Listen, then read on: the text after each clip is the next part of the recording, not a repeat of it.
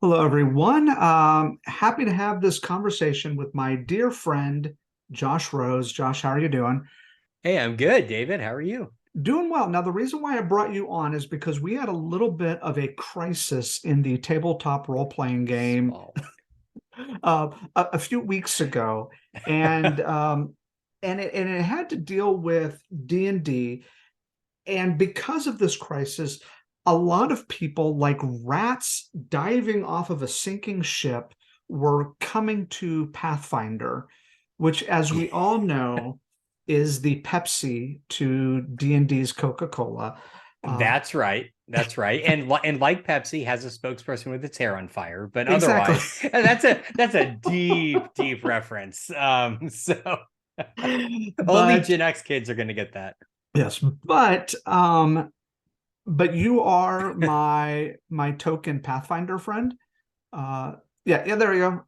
So I wanted to eat a little bit of crow because I've been playing D&D, and I will admit I was shook over the things that happened. And so what I want to talk about is a little bit Yep. about the OGL situation from a Pathfinder fan's point of view, and just even talk a little bit about maybe how the two companies differ from each other, and kind of what about Pathfinder appeals to you. So maybe you could convince me, because I'm standing on the ledge here going, should should I take all my D&D books to, I mean, they're all right here. Should I take them all to half price books?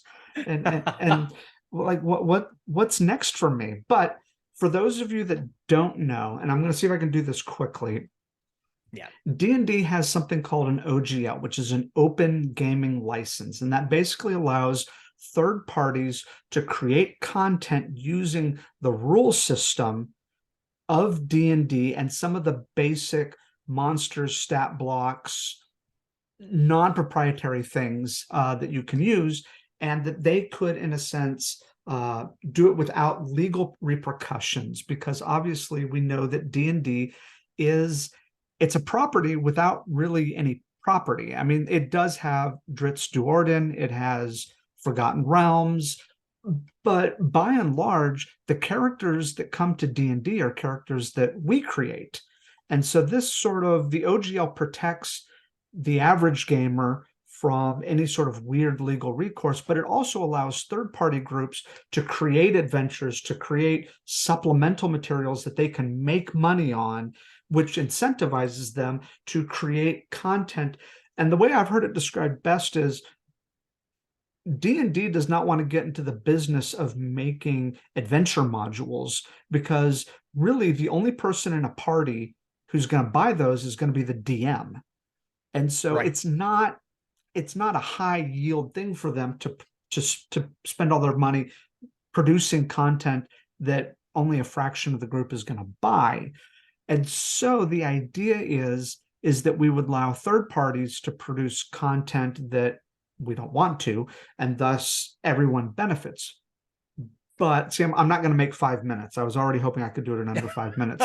You've been doing great, I have to say.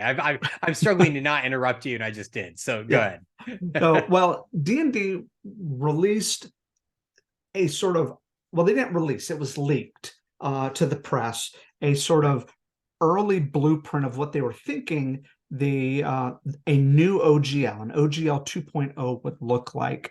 And when we started looking at it, it was first draft looked pretty horrific, Oh yeah.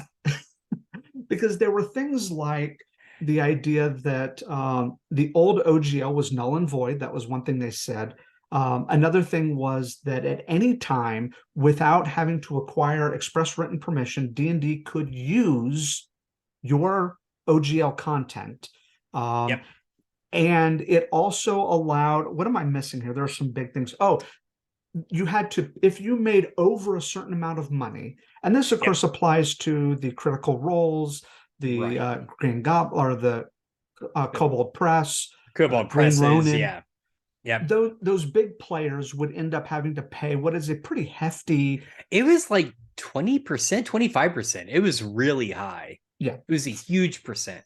for those people. Yeah. And there were other things tied in there. Well, all of it was scary. Now, as an author, and you know this better than anyone, before I wrote the Dryad's Crown, I created a Yeah. with using the OGL, I created the setting of my novel, Efrauzul, as a game setting. Yep. And I actually talked with a lawyer, and we created essentially an OGL within the OGL that would allow for a sort of open setting that people could use. But as I understood OGL 2.0, it ran the risk, not that D&D would care, but it ran the risk that they could essentially use my characters and my property in their own work. Right. And it Yeah, might because it not be limited to just like the game format. It could be the novel itself. yeah, like it seemed to apply to any IP, right? And for Yeah. you as a creator, as a writer, you created that entire world. Yeah. You also had the earlier adventure that took place in one of the canonical Yeah. Forgotten Realms adventures that was sort of like a side Mm-hmm. mission, right?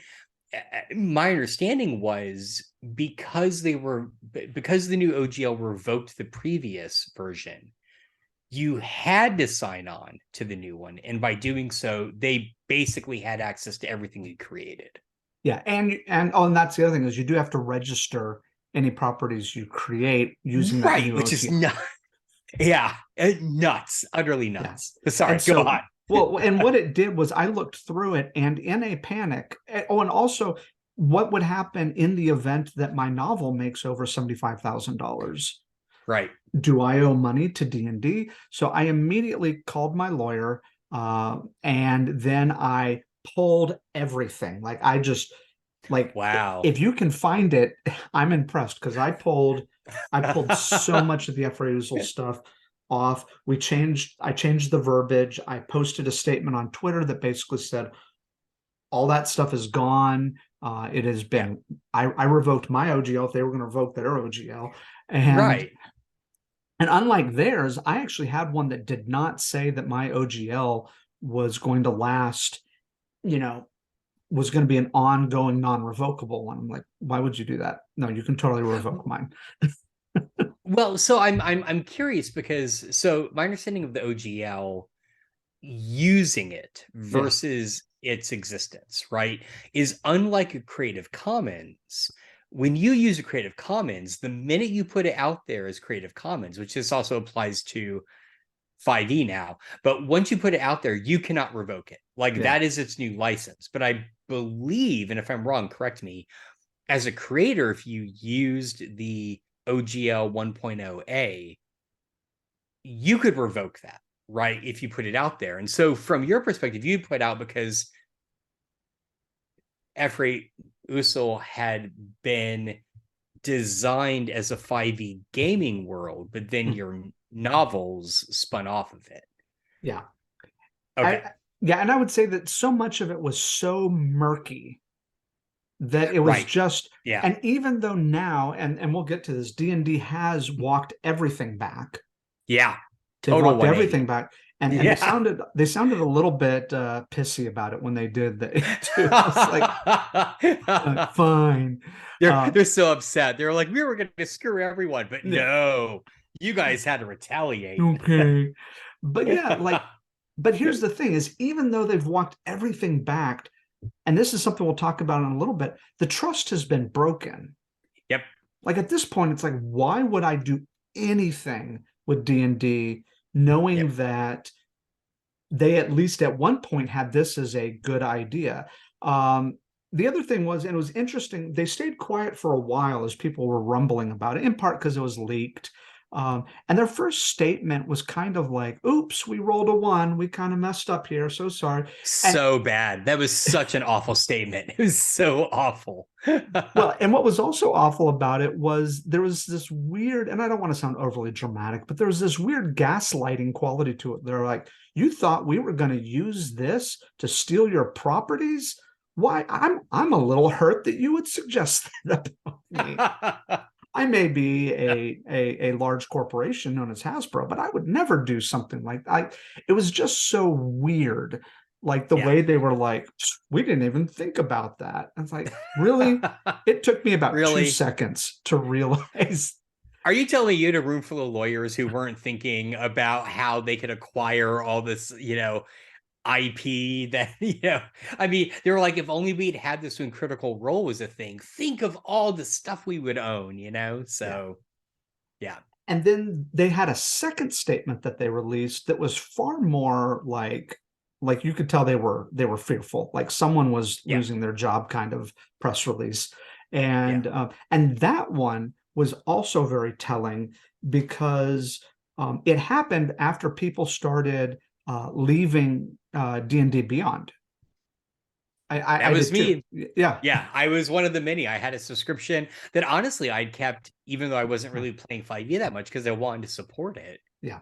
And as soon as I was like, I'm done, I'm out. Like, sorry, you've lost my subscription. So, Yeah, and I think that was very telling. The other thing I think was very interesting is like why, and I tweeted about this. Why would you release something or even talk about this? I know it was leaked, but like they have a movie coming out.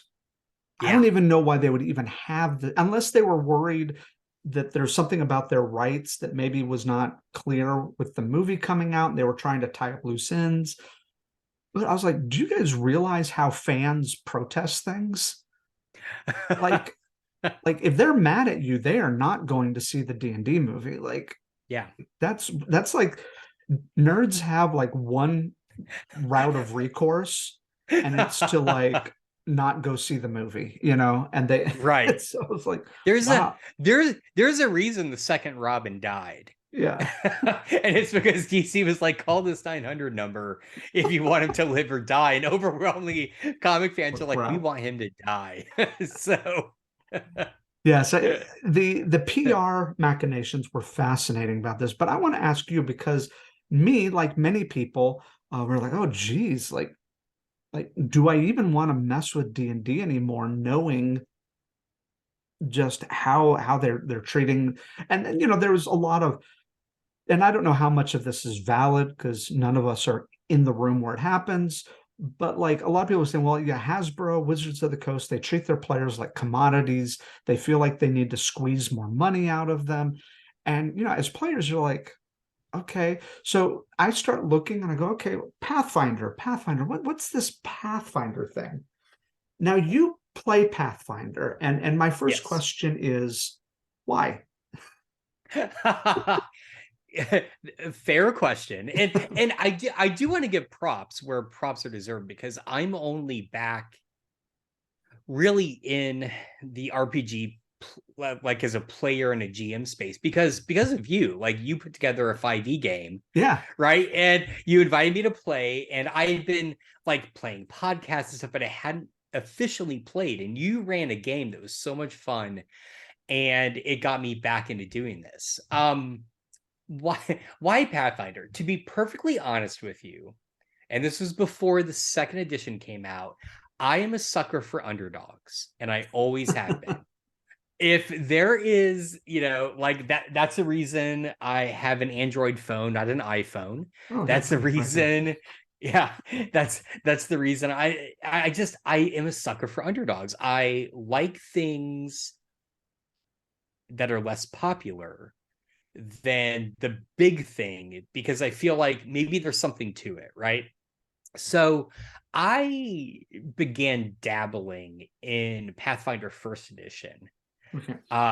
kind of yeah, at the end of its life. I played a few like of their organized play games, dabbled in a bit. It was very complex. I still liked it, but it was pretty complex. And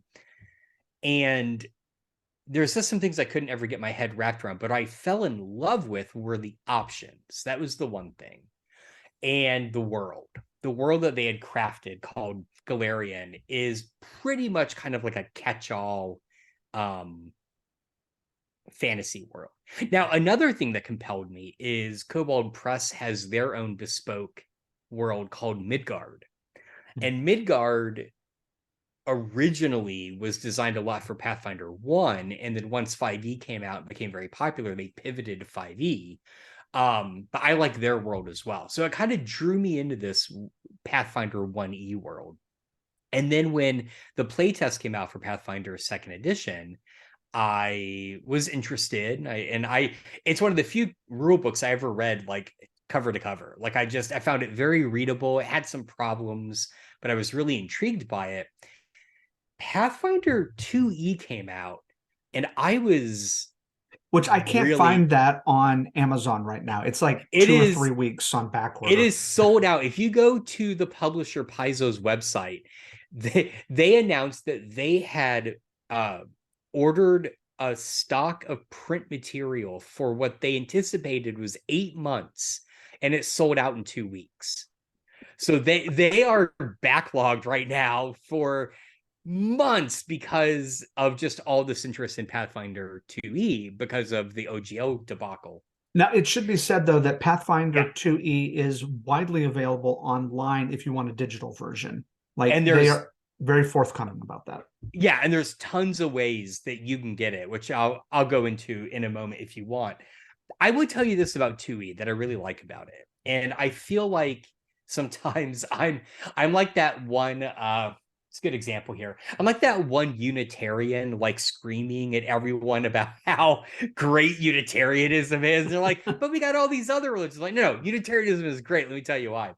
Pathfinder 2E, I've just gotten rid of like every viewer. Anyway, Pathfinder 2E is great because I actually find the system one of the most elegant and Hmm. easy to grok right from the get-go. And that has to do with a few things. One thing is Yeah, the define grok. grok. Yeah, sorry, grok, get, Yeah. understand. Yeah. Um, one is the action economy. Mhm. So unlike, and I tried playing in a 5e game relatively recently, I'd say within maybe the past like 9 months, and I was utterly befuddled because I've been playing Pathfinder 2 for so long. In Pathfinder 2, you get 3 actions. Yeah. Those actions can be anything that are part of the action economy. It could So, be for move, move, instance, move. it could be move, move, move. It could be move, attack, and attack a second time. Yeah. Now, the key there is with the way the action economy works, if you attack a second or a third time, you take what's called a multi-attack penalty. So Which there makes total are sense. Yeah. total sense, right? Yeah. So it's like if I attack a second time, I'm going to take a -5 to my attack roll, right? But I can do it. A lot of spells are 2 actions. Mm-hmm. So it's like you can move and you can cast a spell, and that's your whole thing. It is very simple. It's very elegant. You don't have to think about attack, reaction, even and I was just like discussing this online with some people the other day. Attack of opportunity is not a default action in Pathfinder 2. It is a feature. So for instance, you as a character, you may be able to take it as a feat, Mm-hmm. or some creatures have it, but it's not a default thing. And it actually really smooths along combat because it's Which, not like, yeah, oh, go ahead, go ahead. I was Sorry. going to say, as a DM, having Yep. to DM an encounter where I have to retreat, it absolutely kills my characters because Yep. basically what happens is if I'm getting beat up and I'm like, okay, this encounter is not going well and the bad guy's going to retreat, I can disengage. Yep. But if I'm not disengaging, I'll end up getting hit 6 times Yep. by Yep. every And, player that's surrounding me. well, and I'll say as a Pathfinder 2E GM, one of the great things about attack of opportunity not being a default action is when a creature has it and when your players become complacent and think nobody has it, and then it attacks them, they try to move with like, That's oh fun. shit, right? Like then they're aware of like where they are in the battle. Mhm. So that's one thing, the attack of opportunity. The other thing is the math, despite the fact that Pathfinder 1E, which spun off of D&D 3.5, Mhm. despite the fact that Pathfinder 1E was jokingly referred to as Mathfinder, because there's a lot of crunchy numbers to it. Yeah. The math in Pathfinder 2E is pretty elegant. Like you have 4 tiers, and they're all base 5.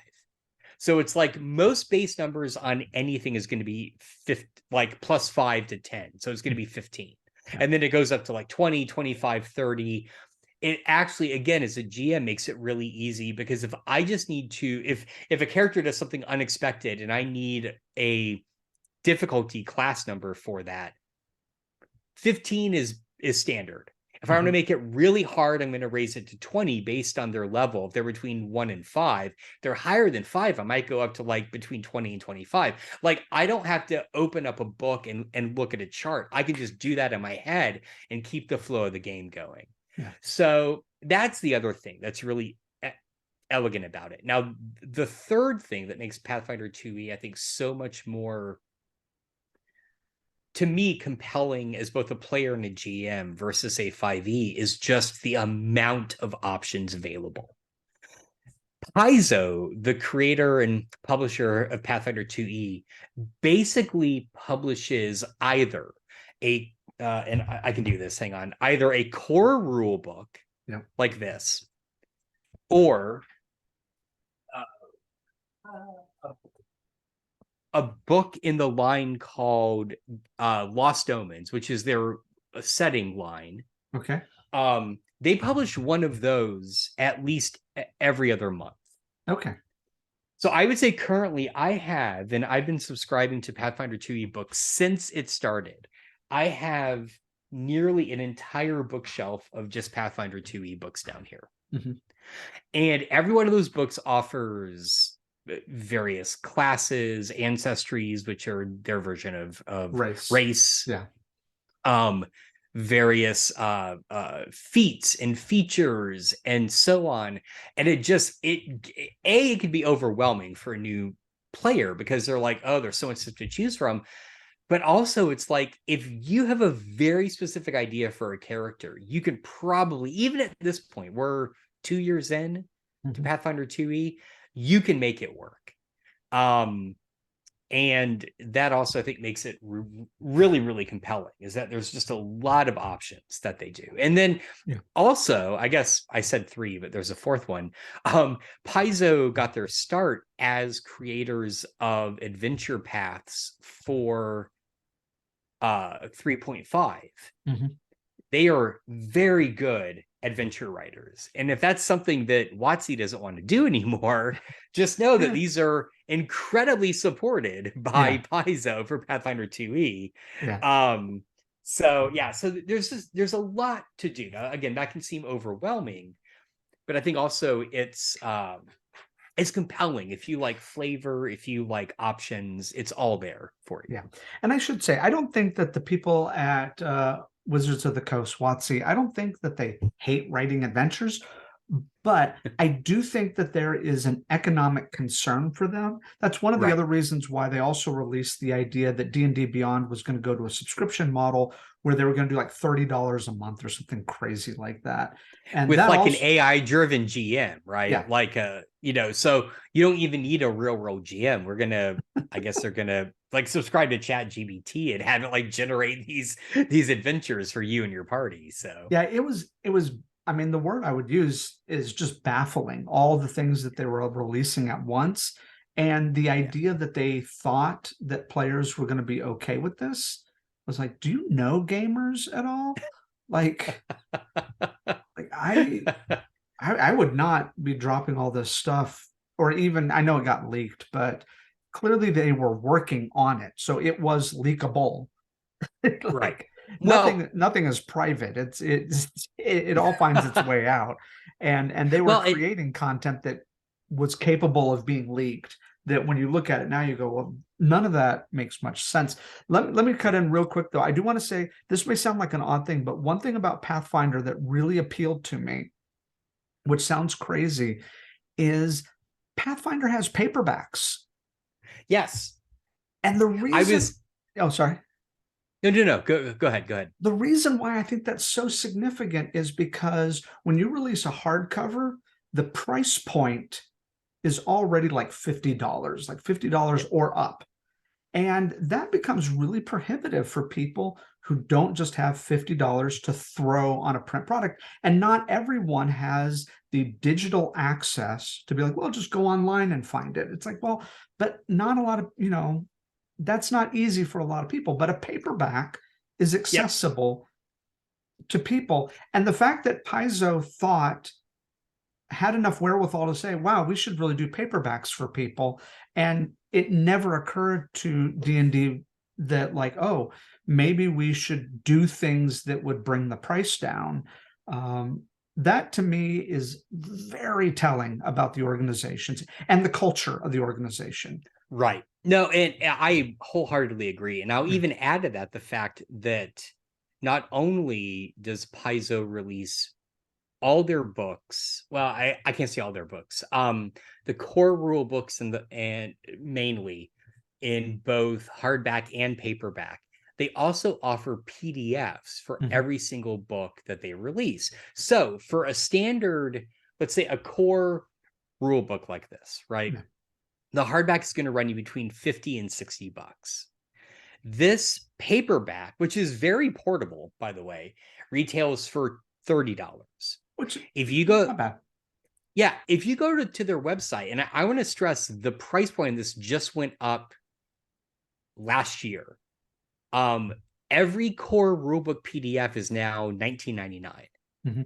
Now, here's where things get crazy. For Pathfinder First Edition, all their core rulebook PDFs, flat fee were $10. Yeah.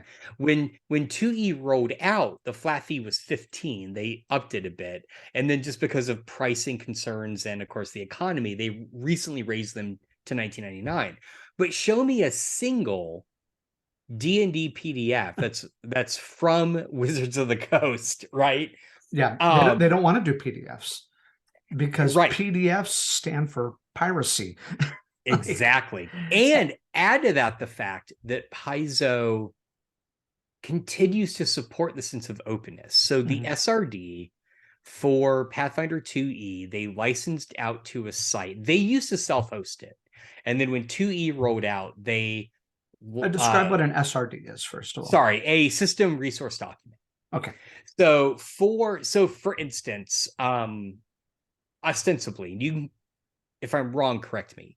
When you created your bespoke setting, you were not only using the OGL 1.0a, you were also using for some of the mechanics the system resource document, the SRD 4.5e. In the first draft that was unpublished, I did. In the second that may draft, be what I'm thinking of. At the second draft, at the urging of the lawyer, I removed all of that. I remember you telling me about this. So, full disclosure, I did look over the first draft of Efre. I can't want to say Usul, but it's Usul. Usul, right? yeah. Usul, yeah. Okay. But yeah, the DMs all became GMs overnight, and right. Tieflings became Falseborn, and the Genasi became Trueborn. I had some different names. Okay. They're completely different, by the way. But it's the same thing like hobbits or halflings. You change some of the names, but the basic mythic aspects of them stay relatively the same. But yeah, I stripped all of that out. And once again, it's that idea that for whatever reason, I know that they just have this iron grip on their SRD. Well, I mention that only because this is the paperback core rulebook for Pathfinder 2E. This entire book is free online. If you go to their SRD, which is licensed through a site called the Archives of Nethys, everything in here is online. So what I like to tell players, and I've started 3 Pathfinder campaigns probably in the past 2 years, I tell players, you don't have to buy anything. Go here and you can access all the information you need to create just a core character. You can access all the basic mechanics. Like, you don't need to pay a dime to play this game. Now, if you want to get into specific world stuff set in their world, like in this book, this stuff is locked behind IP, right? So the stuff in these books you have to kind of buy, or if you're playing in their organized play, you have to literally bring a copy of the book to the table to be like, I want my cleric to access a deity in this book. Here's my copy of the book. And the GM be like, all right, you're fine, right? That's how they sort of distinguish it. But the cost hurdle to get into Pathfinder 2E is zero. Yeah. If your players, or if you're a GM and your players just want to try it out, you don't have to do anything. I mean, honest to God, if you're good at creating your own scenarios and worlds, even the bestiary is almost entirely free online. Yeah. And add to that, within the past couple of years, and it's still, and I want to stress, very much in the works. If you're familiar with D&D Beyond, there is now an official Pathfinder 2e Beyond called Pathfinder Nexus. And Nexus is it was actually started by two of the people that helped found D&D Beyond. Like when they left Wizards of the Coast, I think it was just before WotC bought it, they went off and formed this company called Demiplane. And Demiplane has been working over the past probably 2 years to license a lot of different RPGs to become the official digital tool set for them. So they started with Pathfinder 2e. They have also added on, and I can look, they've added on like Avatar. They've added on, let me see, the Marvel Multiverse RPG, Vampire the Masquerade, the new edition, Hunter the Reckoning, the Alien game, Mutant Year Zero. Those are all their official licenses. And like D&D Beyond, what they are doing is they are selling product on it. So if you don't want to buy any physical book, if you're like, I have no bookshelf space left, I can't afford to put any book on there physically, you can go to either Paizo's site, buy a PDF, and read it in a standard PDF reader. I read it in Adobe Acrobat. There's nothing locked behind it. All it does is it watermarks your PDF, right? That's the only security in it. Or you can go to the Pathfinder Nexus and buy it there and get it in a completely digital format that also is entirely cross-linked and hyperlinked. So if you're reading through a book and it references this other rule or this other item, if you hover over it, it pops up a pop-up that tells you what that spell or that item or that feat or whatever is, just like D&D Beyond did. So, and one last thing, and then I'll stop talking because I'm sure you got questions. Yeah. Unlike D&D Beyond, Paizo has created a what's called a Paizo Connect system. You can do this with Nexus. You can also do it with certain virtual tabletops. Fantasy Grounds does this, where, so for instance, I subscribe to all the Paizo Pathfinder 2 core rule books and the Lost Omen stuff. When I go into Pathfinder Nexus, because I put in my Paizo Connect code, when new items come out that I own the PDF for, it gives me a substantial discount to buy it on there. Yeah. So for me, buying a core rule book on Pathfinder Nexus is like $20. Right? Which is, if I'm being perfectly honest, is not as cheap as I would like it. If it were $10, it'd be a no-brainer, but $20 every now and then, if I'm like, if I just want it as a backup or something that is hot linked to other rules and stuff to make it a little more easy, I'll do that. So yeah. Well, and I think what this comes down to, and it looks like with my Zoom, we're about to get kicked off in about 5 minutes. So oh no, okay. If you're interested, I might hop off and then let's hop back on and do a part 2. But to end part 1, because I do have questions for you, to end part 1, for you, what does this say about the culture of Paizo versus the culture at WotC? Ooh, that's a good question. In short, I would say, so the culture at Paizo, I think, has always been very open. It's been very community driven. Now, I want to be clear. They've had their own issues in the past few years. There was a lot of, not a lot, but there were several instances of, I think, sort of like internal conflict of things. But they are acutely, well, I would say, unlike WotC, Paizo is acutely aware of their community. So, for instance, part of the reason in second edition it's called Ancestries and not Race is because of a lot of the community over the course of the first edition saying, hey, we're uncomfortable with this idea. Yeah. I would say also Paizo is very, very open to LGBTQ rights and issues. it's I've been so happy the fact that I have run official organized play scenarios where main characters are trans, Mhm. are openly gay, and it creates an environment where everybody feels welcome. And I feel like WotC keeps stepping on their own toes with this. They want to be, but I feel like the powers that be don't get it, you know? Yeah. Well, and I find that like I think maybe one of the benefits of Pathfinder is the fact that 2E did come after 5E. Yep. So it Yeah. did give them an opportunity to kind of learn from, okay, 5E is very popular. And Yep. I get the sense with the game design that they're going, okay, what is this saying about where tabletop RPG is going? What does Right. this tell us about trends and what can we learn from? Because even D&D has walked back that whole concept of race Yep. to where now they've got this D&D 1 thing that they're releasing, and I promise you it's going to be more about ancestry.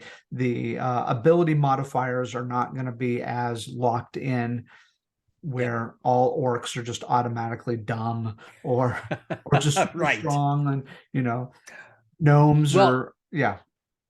oh no, sorry, go ahead. Oh yeah, and then the gnomes are all geniuses apparently, because that's what that race is. They're just smart people.